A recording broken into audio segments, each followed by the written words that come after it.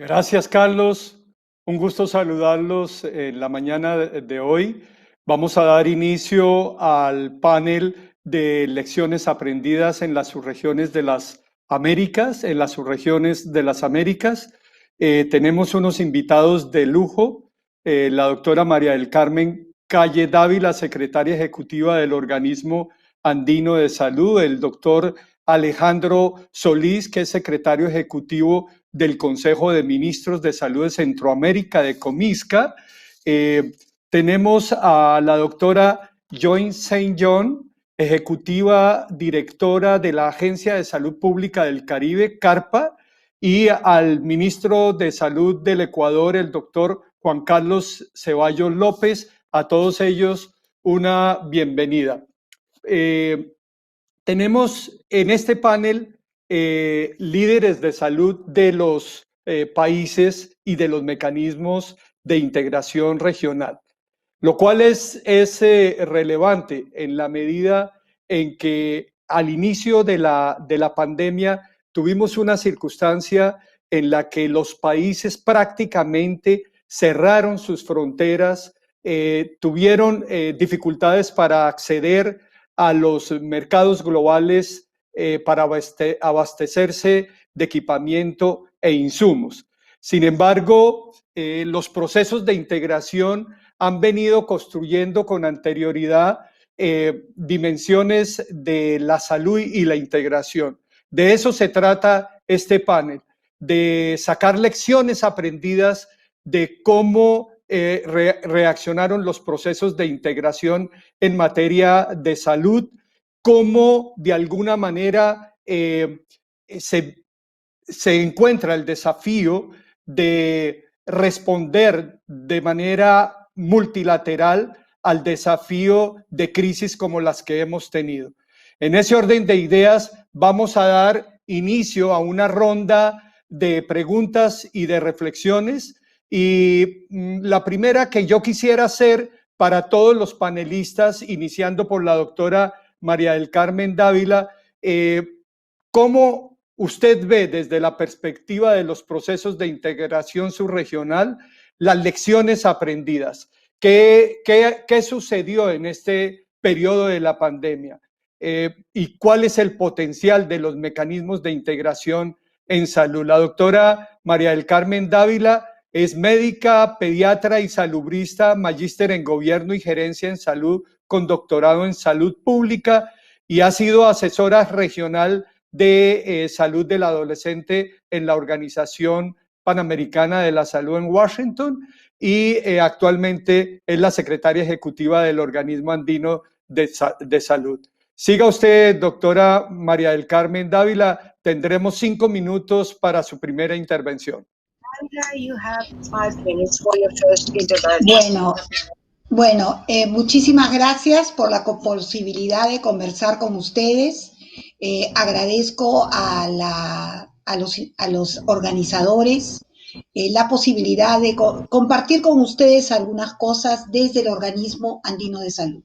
Como ustedes saben, el Organismo Andino de Salud convoca 6 países: Bolivia, Chile, Colombia, Ecuador, Perú y Venezuela. Y nosotros definitivamente hemos sido muy pegados por la pandemia. Si nosotros recordamos, entre los 20 primeros países con mayor cantidad de casos, hay 3 países nuestros, y si vemos países con mayor cantidad de mortalidad por millón de habitantes, hay 5 países nuestros. Yo creo que de todas maneras quiero hablar un poco de las lecciones aprendidas, ¿no? Entre las lecciones aprendidas, nosotros hablamos mucho de 5 dimensiones: la dimensión estructural, el sector salud, la epidemiología crítica, la comunicación, la participación y la clínica y la terapéutica. En la dimensión estructural, hemos aprendido nuevamente que la salud es una cuestión de justicia social, entonces tenemos que desarrollar políticas que respondan. Se han puesto en evidencia y agravado las desigualdades, entonces tenemos que medir desigualdades en los objetivos de desarrollo sostenible. Enfrentamos una enfermedad zoonótica resultante del maltrato humano a los ecosistemas. Tenemos que reconstruir con una perspectiva de desarrollo sostenible y combatir el cambio climático. La pandemia afecta a todas las esferas de la sociedad, alterando vidas y medios de vida. Tenemos que fortalecer los sistemas de protección social universal.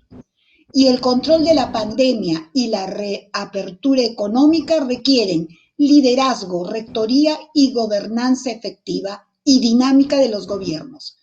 Recordemos que la gobernanza implica rendición de cuentas, transparencia, equidad, participación y estado de bienestar. En el ámbito del sector salud, definitivamente no estamos cumpliendo con nuestro derecho de que al disfrute del más alto nivel posible de la salud, ¿no? Que nos permita vivir dignamente. Tenemos que lograr sistemas universales, inclusivos, resilientes y que atiendan a todas las personas en su integridad. Los verdaderos cambios hacia la universalización no pueden estar condicionados por los límites de financiamiento. Tenemos que definir mejor el sistema de protección.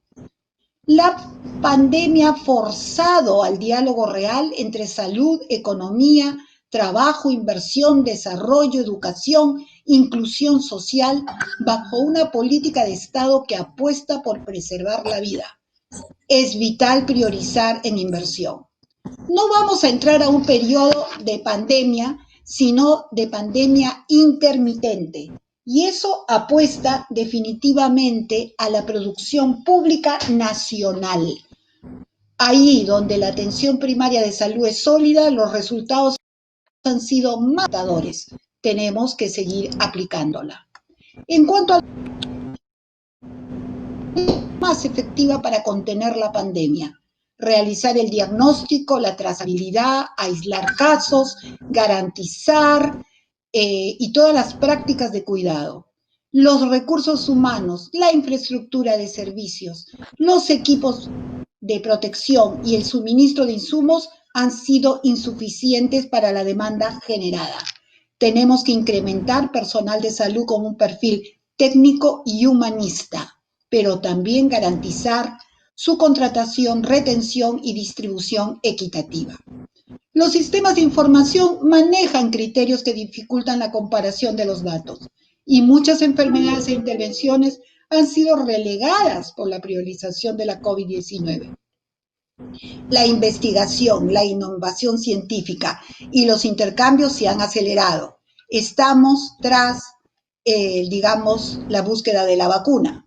Pero también hemos tenido lecciones aprendidas en comunicación y en participación. Hemos vivido una infodemia.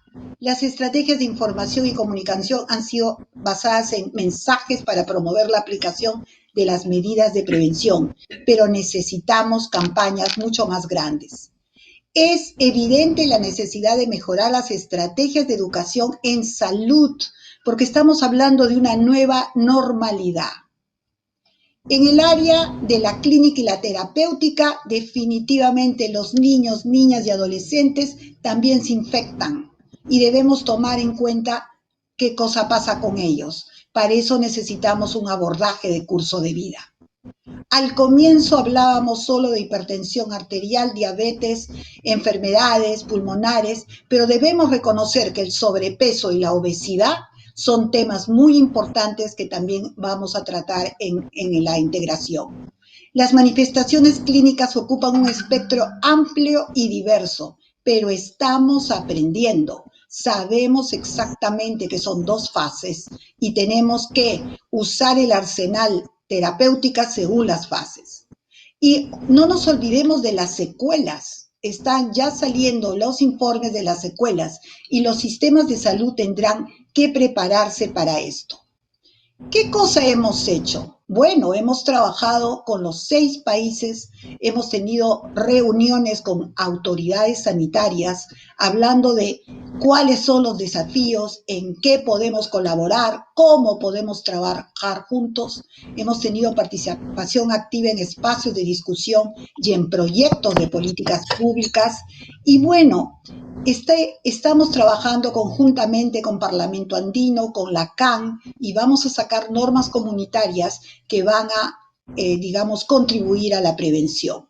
Estamos nuevamente en el tema de redes binacionales y hemos contado con más de 25 webinars que han permitido a la audiencia escuchar acerca de la pandemia, pero no solamente con números, no solamente con enfermedad, sino también hablar de hablando de la reapertura, hablando de todo lo que tiene que ver con problemas a nivel socioeconómico, a nivel de trabajo, a nivel de salud mental. En fin, le hemos dado un abordaje muy amplio y estamos trabajando juntos a través de nuestros 17 comités y 3 comités andinos, priorizando ciertos temas. Obviamente la pandemia, pero también el tema de salud de fronteras, ahora que se reabren las fronteras con mayor potencia, el tema de los migrantes, el tema de los pueblos indígenas amazónicos y andinos, y obviamente el tema de niños, niñas y adolescentes, y de preparar a este nuevo sistema. Tenemos que apostar a un sistema de salud y definitivamente desde el Horas CONU transmitimos un mensaje de integración, de avanzar juntos hacia los mismos objetivos, pero con una nueva visión, la salud y el bienestar como eje del desarrollo social y equitativo para toda la humanidad. Me gustó mucho lo que dijo el presidente Duque en la 58, en el 58º Consejo de la Organización Panamericana de la Salud. Él dijo sacar lo mejor de nosotros para salir juntos de esto. Y lo que dijo el Papa, de una crisis no se sale igual, o salimos mejores o salimos peores. Por ello, en esta coyuntura crítica, nuestro deber es repensar el futuro de nuestra casa común y proyecto común. La integración regional es más necesaria que nunca. Gracias. Gracias, doctora María del Carmen. Muy a propósito, la doctora Joy Saint John, directora ejecutiva de la Agencia de Salud Pública del Caribe, desde donde junto con su equipo ha liderado la respuesta de salud pública a la pandemia de COVID-19 en la región de Capricorn y ha sido director general adjunto de la Organización Mundial de la Salud. Es claro que ante la crisis global no hubo una respuesta global. En ese sentido, doctora Joy, ¿qué pasó en los mecanismos de integración subregional en materia de salud? ¿Cuáles fueron los valores agregados y cuáles son los desafíos que aún permanecen en estos mecanismos? Tiene usted la palabra también por el mismo tiempo. Very much for this opportunity to be part of this panel, and I really like your question. I am not sure that I want to agree with it though, because you speak about the absence of a global response. Hablan de la From the ausencia de una perspective of the respuesta CARICOM global. region, Desde la for perspectiva de which mi I have región, responsibility, de la I cual tengo think although we responsabilidad, have had some missteps early creo on de in que a the pesar de que hemos dado outbreak, algunos even pasos before it was falsos declared a pandemic, antes de que se haya declarado una pandemia, global authorities creo que las autoridades globales han podido tener una respuesta sólida y tener mecanismos útiles para nuestra región que se han puesto en marcha. Lo primero que me gustaría decir es que, al igual que en otros países, tuvimos desafíos de conseguir suministros y había problemas con la cadena de suministros. Una vez que hubo reapertura de los productores principales, de los fabricantes principales, eso alivió este tema. Pero en cuanto a la respuesta global, a través de la OPS y la OMS, tuvimos mucho apoyo en obtener los suministros y también tuvimos abordajes bilaterales y, por supuesto, también de socios internacionales. El otro desafío que tuvimos fue no tener suficientes profesionales de salud y en algunos casos no teníamos equipos en salud, pero en la región de las Américas, en la región del Caribe y América Latina tuvimos mucho apoyo de Cuba y eso no fue una respuesta global, tiene razón ahí. Pero lo otro que yo quiero hablar o mencionar en términos de lo que aprendimos fue que la región del CARICOM funcionó de manera colectiva y hubo un liderazgo político, aún en las cuarentenas o confinamientos, donde se coordinaron los confinamientos y después las aperturas con los levantamientos de las restricciones, y hubo coordinación también en los mecanismos que se utilizaron, y eso fue de gran apoyo a nuestra región. El CARICOM y su secretario también pudo confinar de alguna manera los sectores y que tuvieran interrelación entre los mismos, y hubo oportunidad de tener políticas coordinadas, de respuestas coordinadas. También quiero hablar acerca de la manera en la cual estamos abordando lo que nosotros creemos que es esencial, la manera segura de vivir o convivir con el COVID-19. Sí, estamos involucrados en la obtención de suministros, la compra de suministros, de equipos de protección personal, de testeo y demás en la agencia, pero también nos hemos dado cuenta que quizá no vamos a obtener todo lo que necesitamos en tiempo y forma. Entonces, lo que hemos determinado es entender de qué manera podemos vivir de manera segura conviviendo con el COVID. Pero así hemos tratado de esto. Con interés nos hemos dado cuenta también que aunque hay acceso global a través de COVAD a las vacunas, el acceso a las mismas no va a ser en un número suficiente para cubrir a toda la población mundial, y tampoco sabemos si esta vacuna va a dar inmunidad de rebaño o vamos a tener algún paradigma estacional, como pasa con la influenza. Entonces, FARC ha estado apoyando a los Estados miembros, entrenándonos en todo esto y también con la investigación para asegurarnos de que tenemos las mejores maneras para poder volver a la normalidad en términos de trabajo, educación y el trabajo. Entonces, las guías lo que nos dicen es cómo convivir de manera segura con el COVID-19. Por supuesto que no es perfecto y vamos a tener problemas, pero también les vamos a dar a las personas las mejores formas en las cuales pueden convivir de manera segura con el COVID-19. Sabemos que la región del Carpa es una de las regiones más afectadas. Dependemos del turismo, por ejemplo, nosotros. Y esto significa que para la mayoría de nosotros, porque hay países que todavía están luchando, que tienen transmisión comunitaria, pero muchos de los países de CARICOM no han tenido gran cantidad de casos. Entonces, nos damos cuenta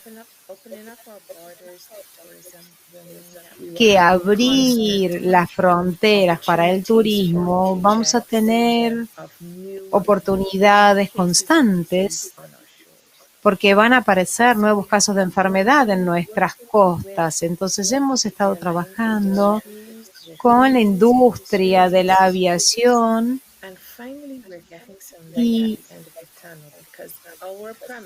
vemos algo de luz al final del camino, porque nosotros sabemos que debería haber testeos tanto de los pasajeros, de los cruceros como de las líneas aéreas. Entonces, todas las personas que ingresen a nuestros países van a estar testeados y vamos a saber si están libres de COVID. Estamos trabajando sobre este paradigma, tratando de disminuir esta inyección de carga de enfermedad, teniendo de alguna manera fronteras sanitarias seguras y trabajando de manera integrada con otras agencias, con inmigración, con aduanas. Entonces, si existe importación de casos, que haya una detección temprana y un rastreo de los contactos. Entonces, lo que ha hecho la región del CARICOM es tener medidas de políticas de salud pública y algunas de políticas no de salud pública que tienen que ver con el confinamiento, como para controlar cuáles son los temas que tienen que ver con la enfermedad. Y volviendo al tema entonces de convivir con el COVID y el abordaje sectorial para vivir de manera segura con el virus, tenemos un programa de turismo y una de las cosas que hemos aprendido durante el COVID, sigo diciendo que es una epidemia severa, pero siempre hay un rayo de luz, una esperanza. Una de las cosas que hemos aprendido entonces con el programa de turismo y salud es que aunque ya teníamos relación con las organizaciones de turismos del Caribe, tanto del sector privado como público, por el COVID-19, estas uniones con el sector del turismo a nivel regional y también a nivel nacional se han fortalecido y se desarrolló una fuerza de trabajo. Y este fortalecimiento también incluyó a los estándares para el sector hotelero, el desarrollo de un turismo más seguro, cosa que el viajante sabe que llegan a una instalación donde tienen estándares de calidad desde el punto de vista de salud que tienen que ver con algo regional, que están apoyados por un proceso político y que los países los conocen. Hemos aprendido que a pesar de que el COVID es terrible en términos de enfermedad y a pesar de que tenemos una alta carga de enfermedad y también de enfermedades no transmisibles, que también estamos viendo que los jóvenes están falleciendo porque tienen condiciones premórbidas subyacentes, hemos aprendido que estos se ve en sectores no tradicionales y ahora el turismo y la salud, que habitualmente no trabajaban de manera conjunta, lo están pudiendo hacer. Con respecto al paradigma global, ahora la capacidad de tener un asiento en la mesa para charlar con ellos desde CARICOM, de tener una voz en la toma de decisiones, es algo que yo creo que es fantástico. Y esto deja de lado un poco de la idea de no tener una respuesta global. Estamos trabajando de manera conjunta porque la región del CARICOM tiene un primer ministro y un gabinete con responsabilidades en la salud. Timothy Harris está trabajando tanto en aceleradores de tratamiento y también en el área del COVAX con las vacunas. Y creo que esta es una excelente oportunidad porque normalmente nuestra región, realmente que es pequeña, no tenemos esta voz, no tenemos este asiento en la mesa, no participamos. Entonces, a pesar de que hubo cosas que no nos gustaron, hay muchas cosas que han sido grandes pasos hacia adelante, pero todavía hay temas que debemos resolver y temas que debemos tratar. No voy a hablar acerca de la economía y cómo las economías se caracterizan en cada país, porque al final del día lo importante es que todos tenemos que sobrevivir en este nuevo mundo que nos plantea el COVID. Y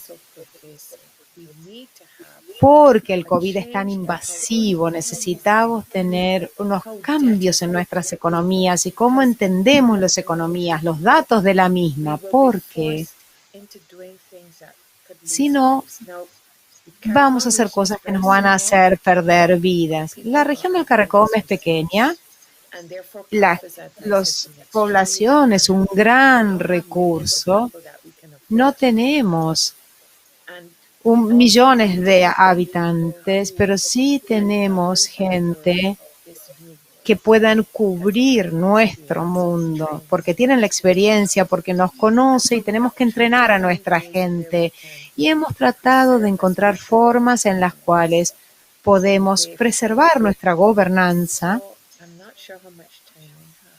No sé cuánto tiempo más tengo, pero creo que el COVID está forzando un nuevo orden mundial de alguna manera. ¿Qué se necesita? Y esto va de la mano con pérdidas de vidas que son muy lamentables, pero hubo un repensar los sistemas, repensar cómo abordamos el cambio climático, de cómo analizamos nuestro orden económico propio.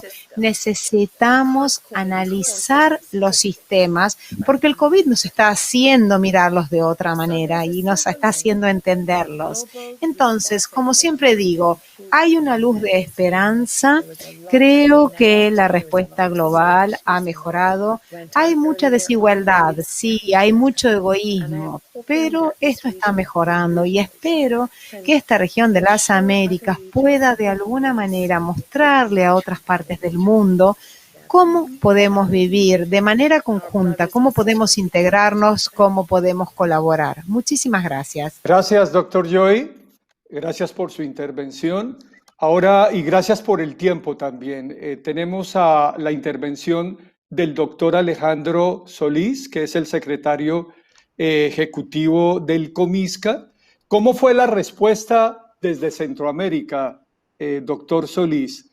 Tendremos esta última ronda y después una serie de preguntas cortas para alcanzar a hacer por lo menos 2 o 3 rondas. Debo anunciar que el doctor Juan Carlos Ceballos, de ministro de Salud del Ecuador, tuvo que ausentarse, pero es posible que en unos minutos observar el tiempo de 5 minutos, por favor. Muchísimas gracias, Mauricio. Muy buenos días, muy buenas tardes. Para el Consejo de Ministros de Salud de Centroamérica y República Dominicana, es un honor participar en esta conferencia de salud global para las Américas, organizado también en conjunto con la Universidad Internacional de la Florida.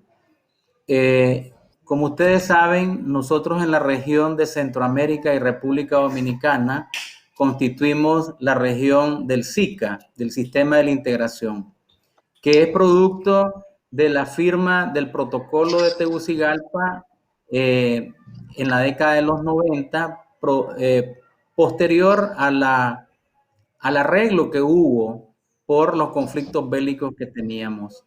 En este sentido, esta región ha tenido un desarrollo importante y nosotros, a partir de la situación de la pandemia que conocimos en marzo, tuvimos una declaratoria de los jefes de Estado y de gobierno manifestando ese liderazgo político de manera pragmática para que juntos, como región, pudiéramos ser capaces de enfrentar dicha pandemia. En este contexto, los jefes de Estado nos instruyeron para que trabajáramos la formulación de un plan de contingencia regional para complementar los esfuerzos nacionales que ya se venían haciendo en la región. Y lo más importante de este plan de contingencia es decir que tiene 3 grandes ejes de trabajo. Uno, el de salud, y gestión de riesgo, el segundo vinculado al comercio y a las finanzas, y el tercero a la seguridad, la justicia y la migración. Hay dos ejes transversales que tiene este plan, que es el eje de comunicación de riesgo estratégico para nosotros y la gestión de la cooperación internacional. Con este plan, nosotros hemos podido trabajar en una serie de acciones que nos han permitido optimizar el esfuerzo que regionalmente nosotros veníamos haciendo y que ha permitido la formulación de una propuesta de trabajo a nivel de alianzas intersectoriales para enfrentar el problema de la economía a nivel regional. Al principio hubieron algunas medidas particulares de algunos Estados miembros en donde se produjo una dificultad en la libre movilidad de la carga de mercancías en la región, y eso teníamos la amenaza de que pudiera ocasionar desabastecimiento de productos fundamentales para la vida de las personas en la región. Lo logramos resolver con la formulación de unos lineamientos de bioseguridad ante la COVID aplicables al sector del transporte terrestre centroamericano. Y igualmente hemos venido trabajando de la mano con el Parlamento Centroamericano, que es parte del sistema de la integración, precisamente para buscar consensos y alternativas de propuestas de políticas públicas que nos permitan allanar el camino sobre algunos grandes desafíos que la región ha visto de manera más manifiesta en este contexto de la pandemia. La región cuenta con un mecanismo de contención de precios para la negociación y compra conjunta de medicamentos. Y aquí es muy importante decir que hemos aplicado este instrumento para la compra de equipos de protección personal para los Estados miembros, y se logró en esta negociación por economía de escala una reducción del 61% con respecto al precio de referencia que teníamos en el mercado sobre estos equipos. Quiere decir que si nosotros nos unimos, si trabajamos como bloque, podemos adelantarnos a resolver muchas situaciones que si lo hacemos de manera particular, de forma aislada, se hace un poco más complicado. Por otro lado, hemos aprovechado las facilidades de las plataformas virtuales con la realización de webinarios y capacitaciones en línea, también utilizando la plataforma de ECO para trabajar algunos problemas de salud más allá del tema de la COVID-19. Por supuesto que la COVID-19 tuvo una preponderancia en estas capacitaciones, pero no hemos descuidado también la atención de otros problemas de salud pública que consideramos nosotros que si no son atendidos se convierten en un pasivo de morbimortalidad que en los próximos meses va a tener una repercusión significativa a nivel de la región, como por ejemplo las no transmisibles o las infecciosas como la malaria, el dengue, etcétera. Y por otro lado, hemos aprovechado también este contexto para desarrollar precisamente una campaña educativa fuerte, regional, intensiva, que nos permita transmitir mensajes de prevención y de promoción a la población, inclusive para poder evitar las noticias falsas, los rumores, las cosas que confunden a la población, para poderles aclarar y que puedan entonces enfrentar esta situación con un equilibrio más balanceado en sus aspectos emocionales y psicoafectivos. Nos parece que ha sido incidente este esfuerzo que hemos desarrollado y por supuesto también hemos logrado que en la región se tenga una perspectiva diferente en cuanto al abordaje de los problemas de la salud y la enfermedad, partiendo no solamente de los factores de riesgo que explican estos procesos, sino que también busquemos las causas estructurales de estos problemas y que precisamente podamos entonces identificar estas dificultades, estas limitaciones y proponer alternativas para una transformación de los sistemas nacionales de salud. No podemos seguir trabajando como antes de la pandemia. hemos aprendido mucho. Nosotros creemos que dentro de las lecciones que se ha aprendido en el mundo, y nosotros en Centroamérica y República Dominicana tenemos que resaltarla, me parece a mí que son de 3 niveles. Lecciones aprendidas desde el nivel global, en donde debemos nosotros reconocer que en el mundo invisible los microorganismos nos van a seguir acechando y nos van a seguir atacando y causando problemas, y en consecuencia tenemos que escuchar a los científicos que muchas veces nos alertan con anticipación, pero que nosotros no les ponemos atención. Y por otro lado, apoyar la investigación sanitaria que nos dé evidencias para la toma de decisiones, vigilar los cambios genéticos de estos virus, porque más allá de estudiarlos a nivel de las personas, también no debemos de olvidar que hay que estudiarlos a nivel de los animales, porque es en los animales donde pueden sufrir otras mutaciones, y cuando saltan a los seres humanos, entonces tenemos dificultades. Y como estamos hablando de la vacuna, pues la vacuna está diseñada para una situación concreta, pero no para que hayan mutaciones sobre las cuales la vacuna probablemente no va a tener mucha eficacia. Y también las lecciones aprendidas a nivel de la parte institucional en nuestros ministerios. Debe de haber mayor valor a la salud pública, a la medicina familiar y comunitaria, a la epidemiología, a los enfoques de prevención y de promoción, educación. No tenemos que quedarnos anclados en ese enfoque curativo, hospitalocéntrico, que muchas veces reproducimos y que es lo que daña la forma en que las personas se conviertan en sujetos para la transformación de su propia salud. Y creo yo que el otro aspecto tiene que ver con el tema individual, familiar y comunitario. Hemos aprendido a que la profilaxis es fundamental para todos y que debemos de controlar el pánico y precisamente llegar a ser más comprensivos, ser más solidarios y tener ayuda hacia otras personas, ser menos materialistas y querer más al personal de salud, respetar el trabajo del personal de salud, que con mucho esfuerzo, que con mucha entrega mística, incluso ha ofrendado su vida por los cuidados de las personas que han estado padeciendo de la enfermedad en estos últimos tiempos. Muchas gracias. Gracias, doctor Solís. Importante recoger de su intervención la circunstancia de que la pandemia es una circunstancia que se va a poder repetir en los próximos años. Y al mismo tiempo, algo que ha desnudado la realidad de la pandemia es la debilidad de los sistemas de salud. ¿Estamos en el momento adecuado para fortalecer los servicios de salud? ¿Cuál es el valor agregado que desde los mecanismos de integración puede llevar a fortalecer los sistemas de salud?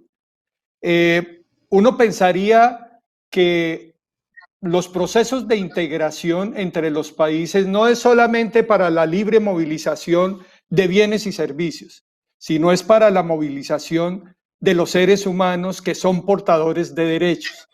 Y en ese sentido, la pregunta central en una ronda rápida, ¿estamos en el momento adecuado? Quizás nunca antes la salud iba a estar en la agenda de los gobiernos.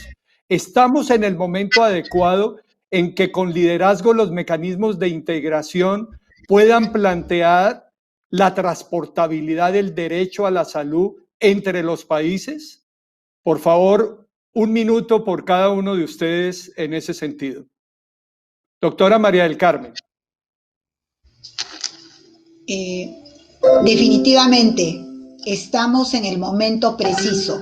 Este es un momento de crisis, pero que se puede volver en un momento de oportunidad. Y nunca antes, nunca la salud ha tenido tanta importancia.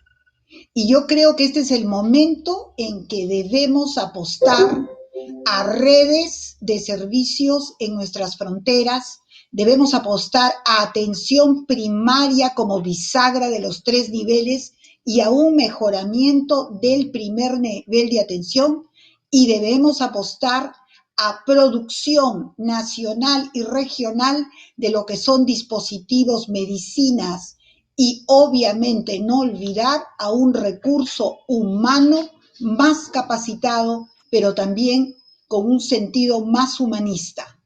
Necesitamos sistemas de salud universales, inclusivos, resilientes y sobre todo que respondan a las necesidades de las poblaciones, porque las poblaciones son diferentes.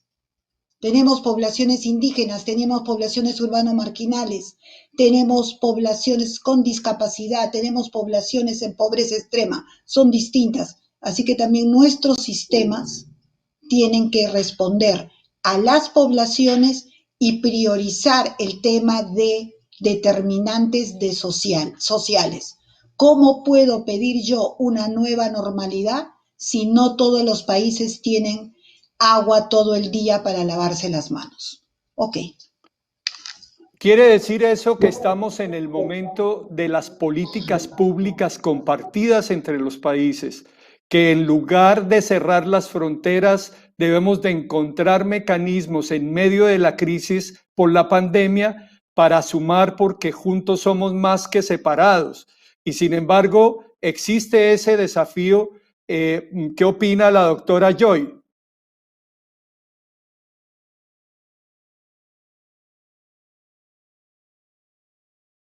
So I think it's a challenge, but Es un desafío. sorry, let me get rid of this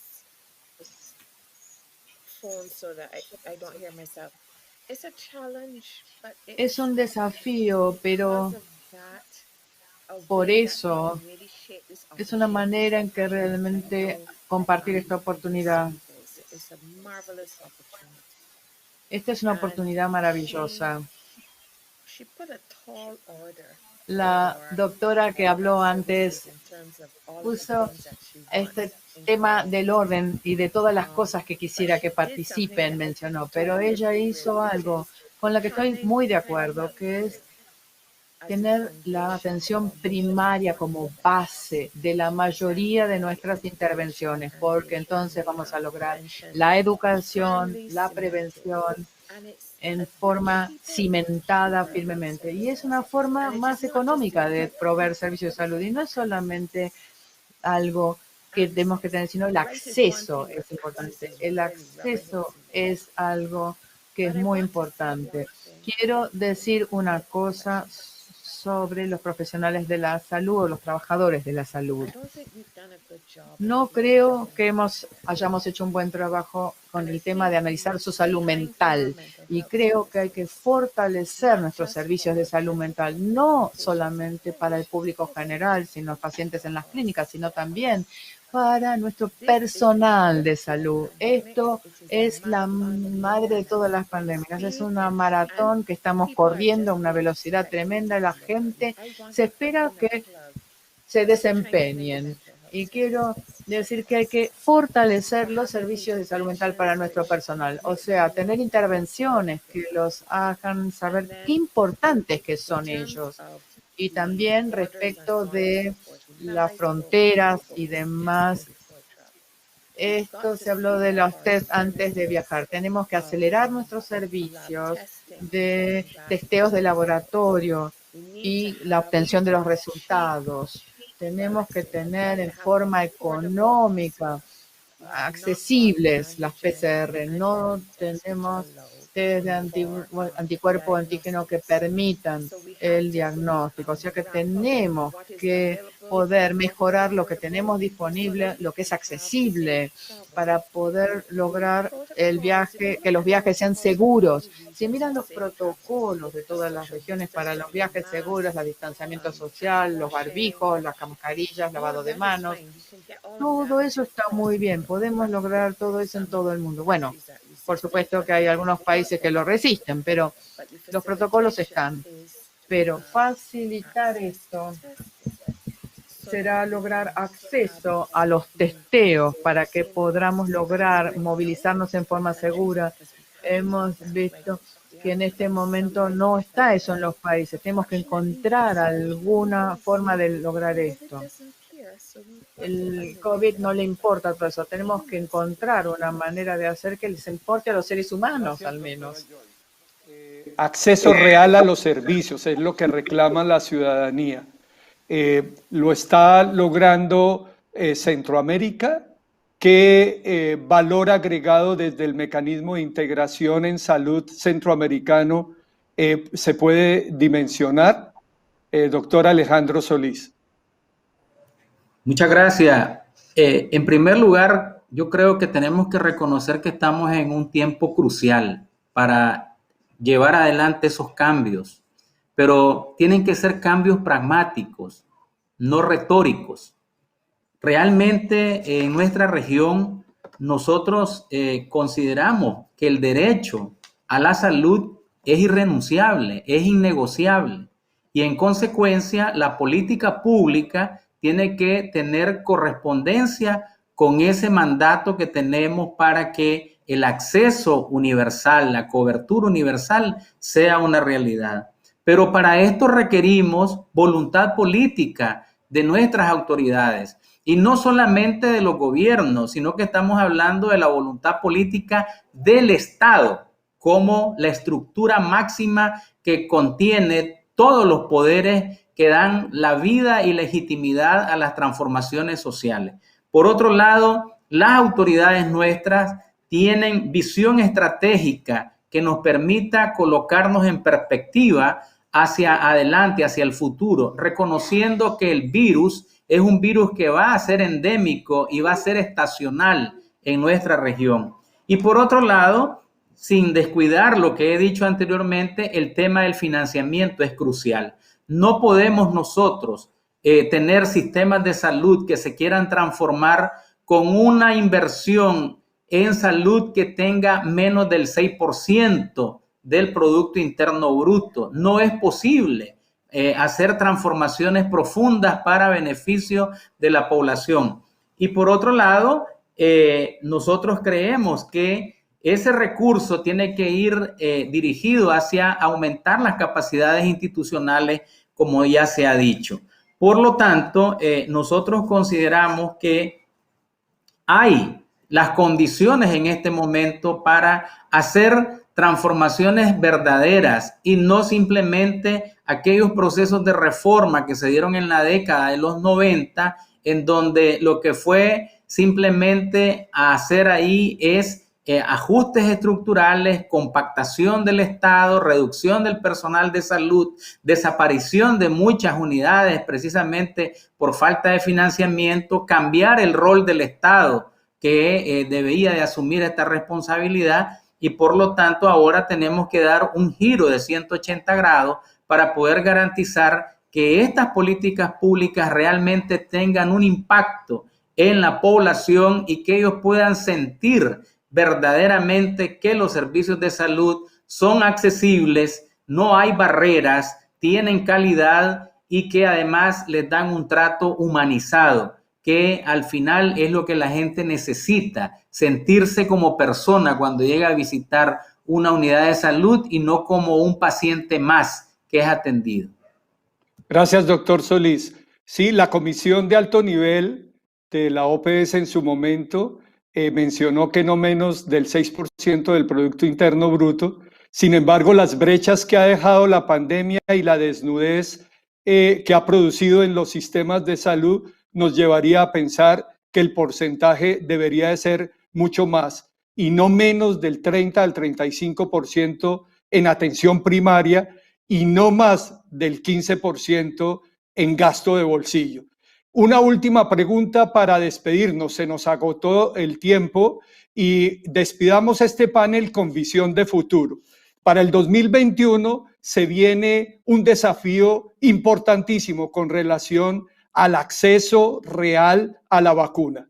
¿Cuál? En dos palabras, despidamos cada uno el panel mencionando exactamente desde el mecanismo de integración que ustedes representan, cuál es la iniciativa y cuál es el valor agregado que le pueden aportar a cada uno de los países para que desde el proceso de integración haya un acceso más real a la vacuna en el 2021. Siga usted adelante, María del Carmen.